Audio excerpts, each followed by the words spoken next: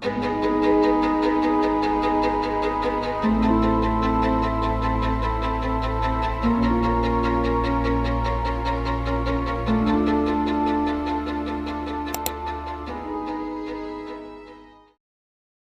datang di channel Viral Story Indonesia. Jangan lupa like, komen, dan subscribe untuk mengetahui episode selanjutnya.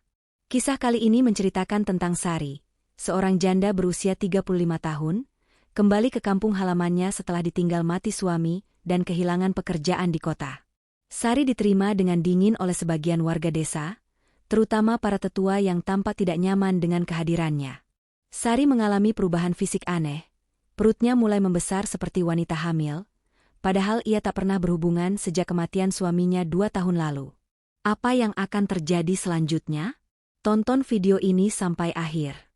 Langit masih murung saat Sari tiba di desa Watu Ireng. Kabut tipis menyelimuti jalan tanah yang mengarah ke rumah tua peninggalan orang tuanya. Di balik pepohonan yang lebat dan deretan kebun kopi yang basah oleh embun, ia bisa melihat atap rumah panggung dari kayu jati itu, masih kokoh meski catnya telah mengelupas dan dindingnya penuh lumut. Udara dingin menusuk kulit, tapi bukan itu yang membuat tubuhnya merinding. Sudah 10 tahun sejak terakhir kali ia menginjakan kaki di desa ini. Setelah menikah dan pindah ke kota, Sari nyaris tak pernah menoleh ke belakang. Tapi hidup tak pernah bisa ditebak. Suaminya meninggal 2 tahun lalu dalam kecelakaan kerja, dan baru bulan lalu ia di-PHK dari pabrik tempatnya bekerja. Dengan tabungan yang menipis dan perut kosong setiap malam, satu-satunya pilihan yang tersisa adalah pulang. Namun, bukan sambutan hangat yang menunggunya. Beberapa warga yang melintas hanya menatap sekilas lalu berlalu. Tak ada senyum, apalagi sapaan. Sari tak terlalu terkejut. Ia ingat betul reputasi keluarganya di desa ini. Ibunya, meski pendiam, dulu sering disebut-sebut punya ilmu, hal yang membuat warga desa canggung dan curiga. Ayahnya pergi entah kemana sejak ia kecil. Dan sejak kepergian mereka, rumah itu dibiarkan kosong dan dijauhi. Sari membuka pintu depan dengan kunci tua yang masih menggantung di bawah batu teras. Rumah itu berdebu, berbau tanah lembab, tapi tetap terasa seperti rumah. Ia menghela napas panjang, mencoba meyakinkan dirinya bahwa ini bukan langkah mundur, hanya sebuah awal baru. Malam pertama di rumah itu berjalan aneh. Angin yang meniup celah-celah dinding menghasilkan suara serupa bisikan. Di luar, suara kodok dan jangkrik terdengar bercampur dengan sesuatu yang lebih aneh. Semacam geraman atau dengusan, samar-samar, dari arah kebun belakang. Sari mengira itu hanya suara babi hutan. Ia menutup jendela dan mencoba tidur. Namun, tidur tak datang mudah.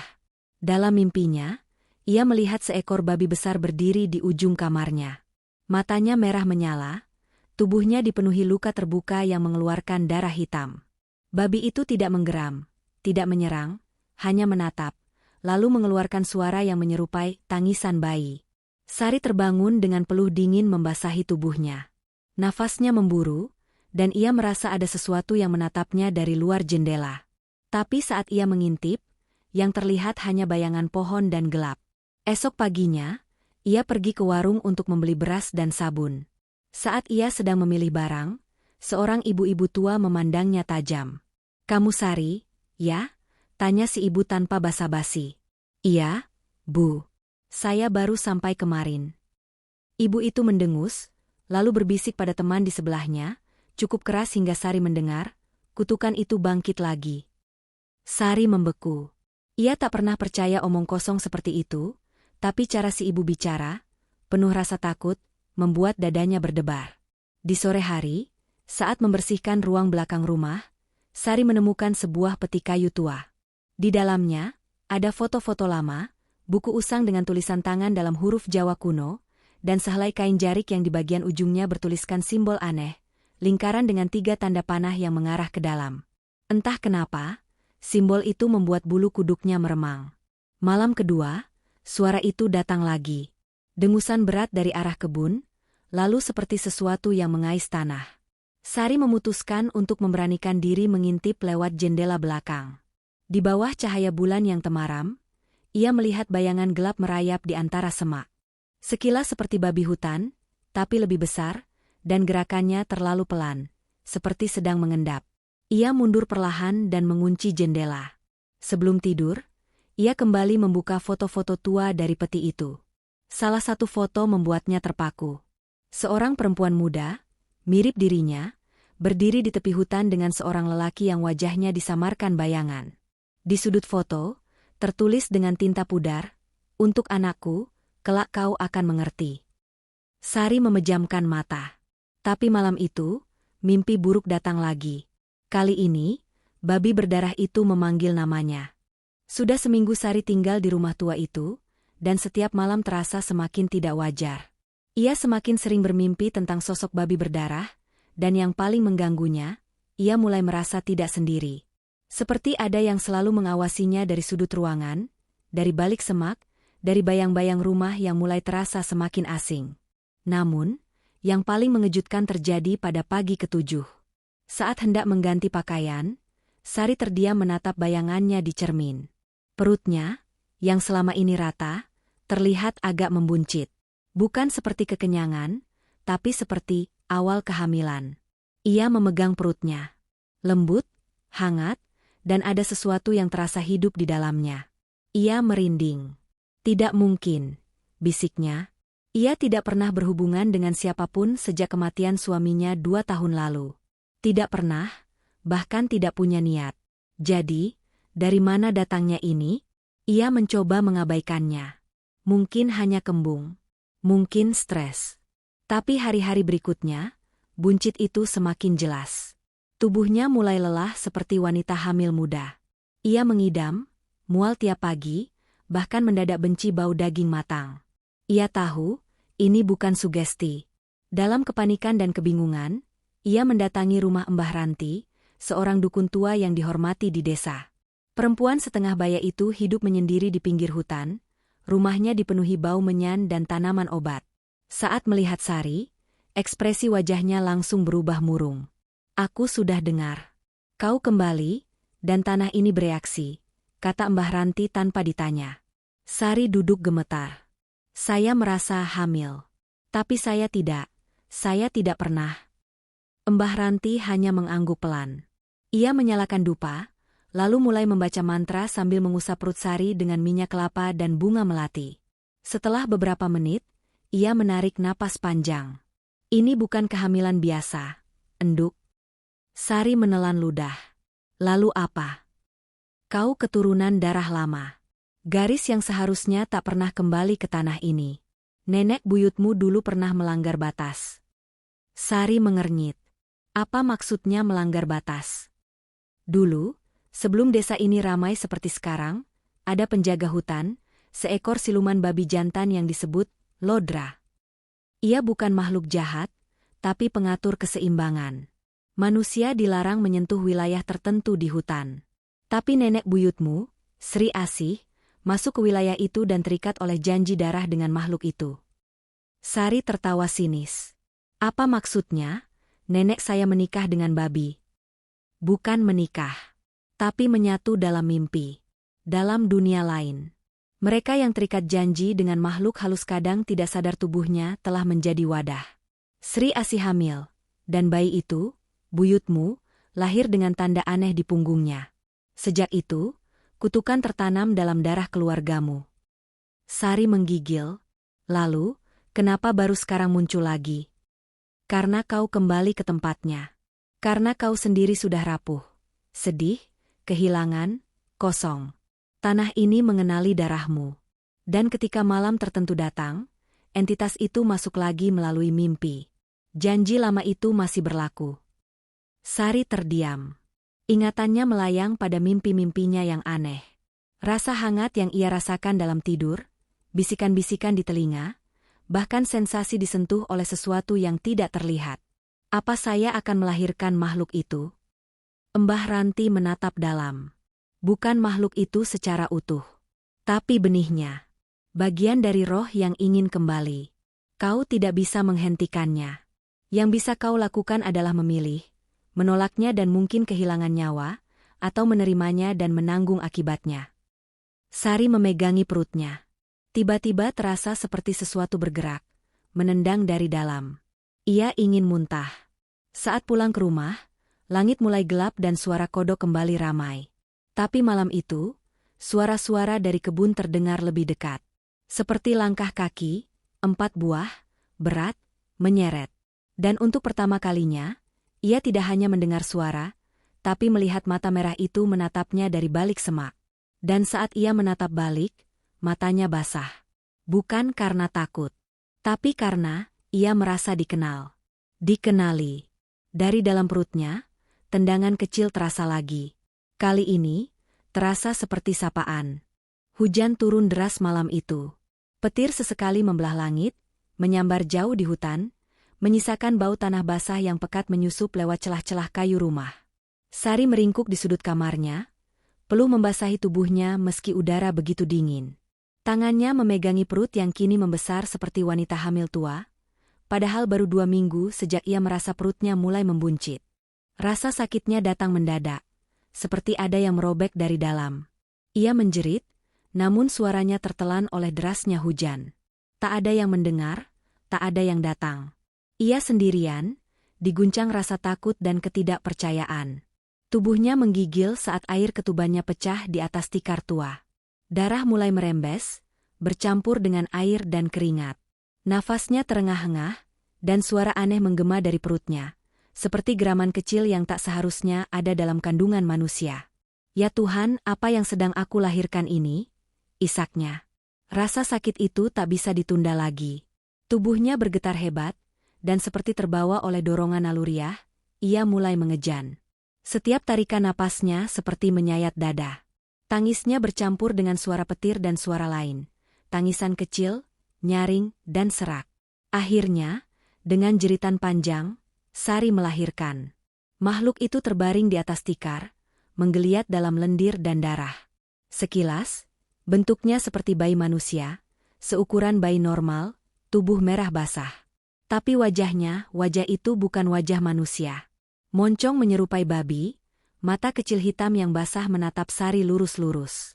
Kupingnya seperti kelinci, dan tubuhnya dipenuhi bulu tipis berwarna abu-abu. Makhluk itu menangis, nyaring, namun berat. Tangisnya seperti bunyi piring pecah bercampur raungan binatang yang tersesat. Sari menjerit ketakutan dan menjauh, tapi sesuatu dalam dirinya, sesuatu yang primal dan tidak dapat dijelaskan, membuatnya kembali merangkak mendekat. Tangannya gemetar saat menyentuh kulit makhluk itu.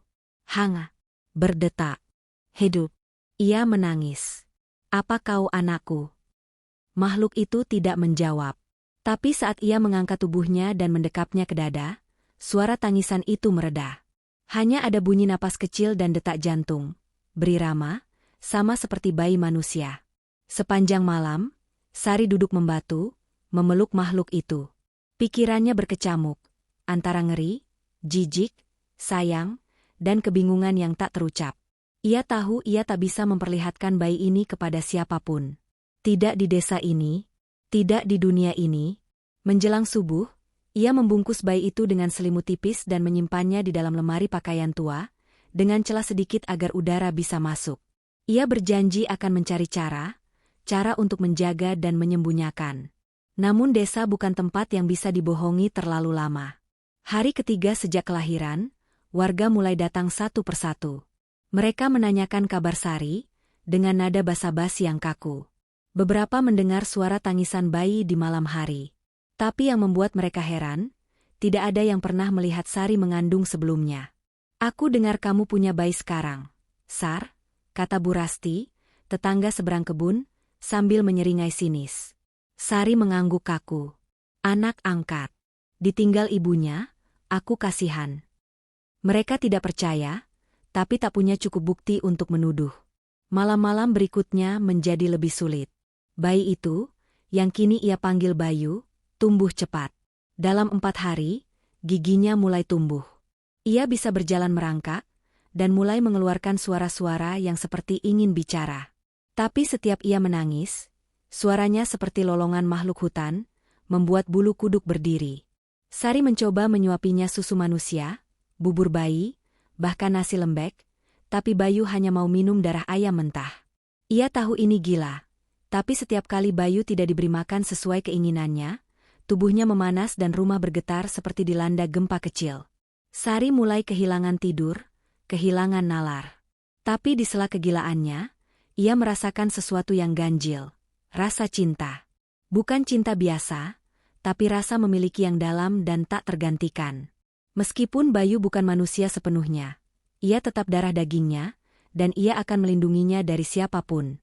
Namun pada malam ke-6, suara ketukan terdengar di pintu rumah. Keras.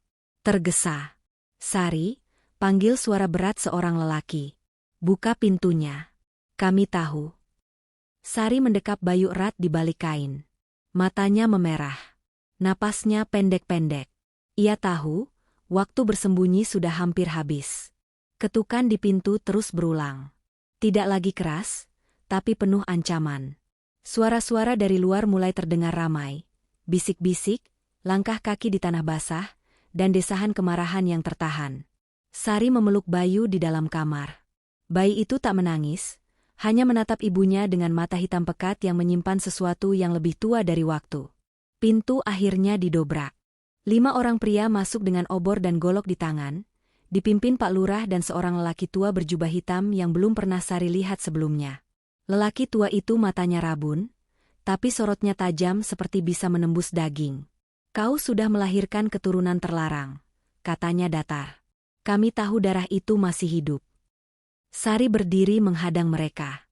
Dia anakku. Dia tidak jahat. Pak Lurah menahan napas, lalu menatap lelaki tua itu. Kiai Darmo. Benarkah ini keturunan Lodra? Bukan hanya keturunan, jawab Kiai Darmo. Ini adalah jembatan. Suasana menjadi mencekam. Bayu mulai menggeliat dalam pelukan Sari, mendesis seperti ular. Matanya menyala merah samar. Pria-pria itu mundur sedikit, ragu. Tapi Kiai Darmo tetap teguh. Sari, ucapnya, kau harus tahu. Ini bukan hanya soal kamu dan bayimu. Ini soal keseimbangan dunia. Roh siluman Lodra tidak ingin hanya hadir. Ia ingin menyeberang. Sari menggigil. Apa maksudnya menyeberang? Dulu, ratusan tahun lalu, Lodra adalah penjaga batas antara dunia roh dan dunia manusia. Ia menjaga hutan dari manusia tamak, tapi juga menyeimbangkan kehidupan. Sampai suatu malam, seorang perempuan dari desa ini, Sri Asih, melakukan sesuatu yang terlarang. Ia masuk ke hutan sakral dan melakukan pemujaan. Tapi yang datang bukan dewa, melainkan Lodra. Lodra memikatnya dalam mimpi, menyatukan diri lewat ikatan darah. Dari situ, lahirlah garis keturunan yang membawa gerbang antara dua dunia. Setiap keturunan perempuan dalam garis itu berisiko menjadi pembuka pintu jika tubuh dan jiwanya rapuh. Sari mulai menyambungkan titik-titik. Ibunya yang selalu tampak letih. Neneknya yang bunuh diri di sumur belakang. Dan sekarang dirinya, seorang janda kesepian, pulang ke tanah kelahiran dan disambut oleh sesuatu yang bukan manusia. Aku tidak tahu, bisiknya. Aku tidak tahu apa-apa. Tapi kau sudah membuka gerbangnya, kata Kiai Darmo. Bayu bukan bayi biasa. Ia bukan hanya makhluk. Ia adalah wadah. Pak Lurah melangkah maju. Kami tidak ingin menyakitimu, Sar. Tapi makhluk itu harus dimusnahkan sebelum terlambat. Sebelum roh Lodra menyeberang sepenuhnya. Sari mundur. Matanya basah. Dia anakku. Tapi dia bukan manusia. Sari mengangkat Bayu ke dadanya. Bayi itu menggeram, suara kecil namun menggema. Lampu temaram berkedip. Dinding rumah berderak. Tanah seperti berguncang, ringan tapi pasti. Kiai Darmo berseru cepat, melafalkan mantra dari kitab tua yang ia bawa. Obor menyala lebih terang, lalu mengecil. Lihat, seru salah satu warga. Bayinya berubah. Kulit Bayu mulai dipenuhi bercak kehitaman. Matanya membesar. Dari mulutnya tumbuh 2 taring. Tangannya, yang kecil dan lembut, berubah menjadi cakar. Tapi yang mengejutkan, ia tidak menyerang. Ia menatap ibunya, seperti minta perlindungan. Sari menjerit, dia tidak memilih ini. Kalian bilang darah kami yang membawa kutukan, tapi dia tidak minta dilahirkan. Kiai Darmo berhenti melantunkan doa. Ia menatap Sari dalam-dalam. Masih ada satu cara. Semua menoleh. Kau harus mengakhiri ikatan itu sendiri, Sari.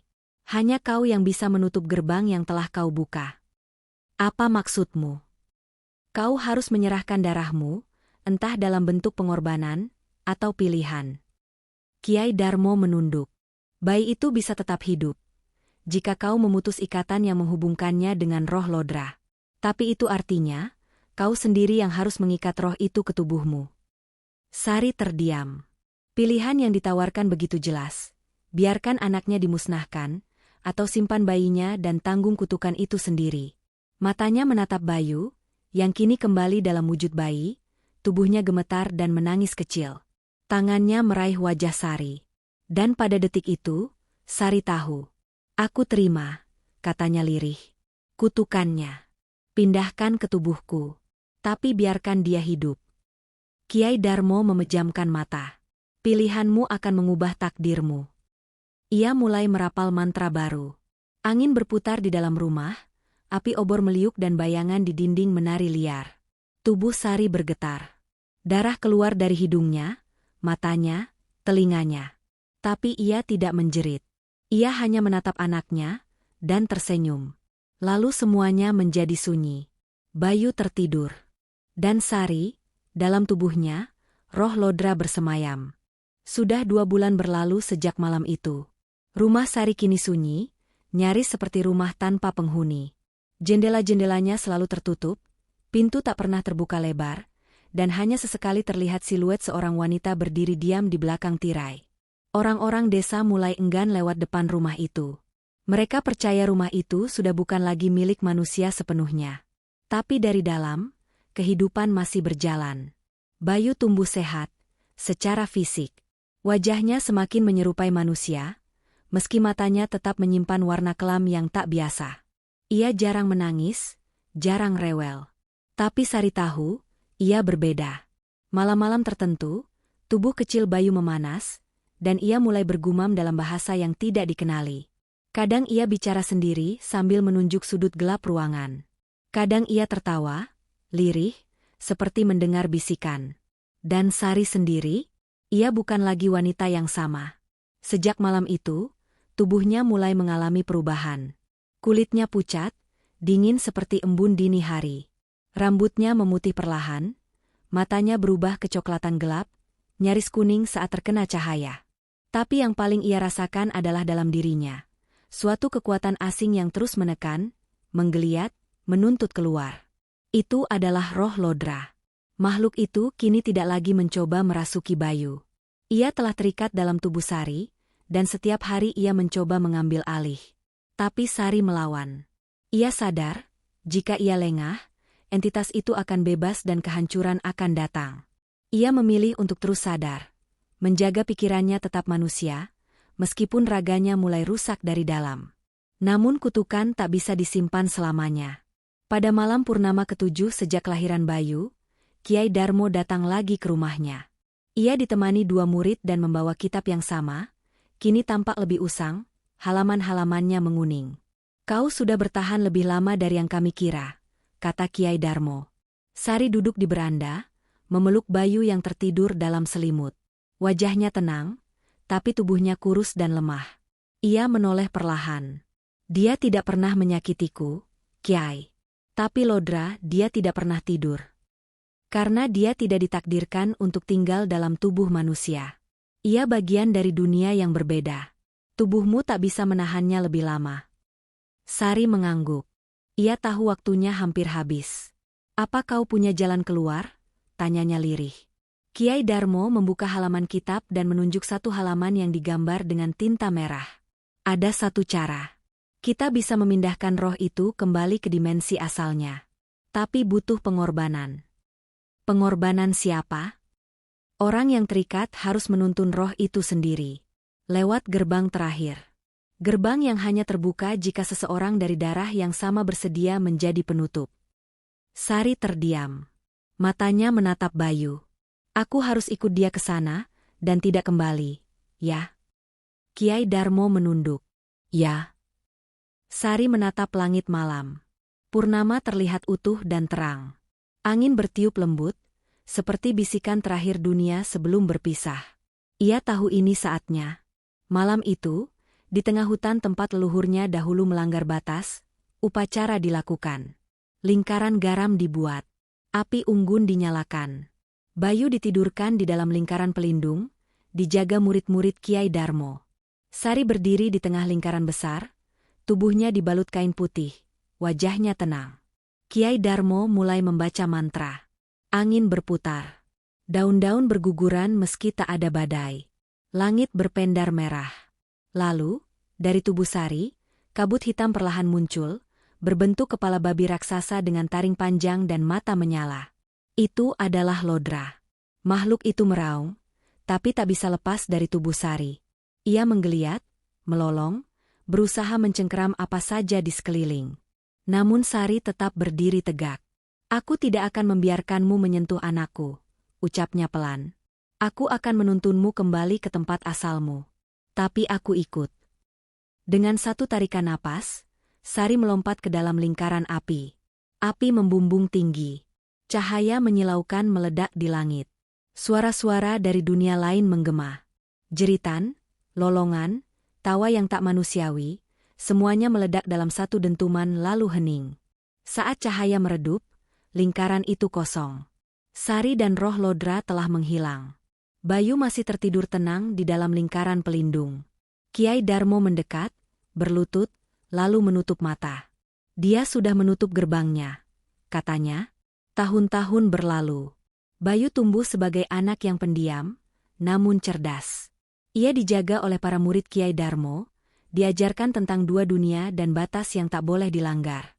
Ia tak pernah tahu wajah ibunya, tapi di malam-malam tertentu, saat purnama menggantung rendah dan angin hutan berbisik, ia bermimpi tentang seorang wanita berjubah putih, tersenyum kepadanya dari balik kabut. Dan dalam mimpinya, suara lembut itu selalu berkata, "Jaga dunia ini, anakku. Jangan biarkan kutukan kembali." Terima kasih sudah menonton video ini. Sampai jumpa di video selanjutnya.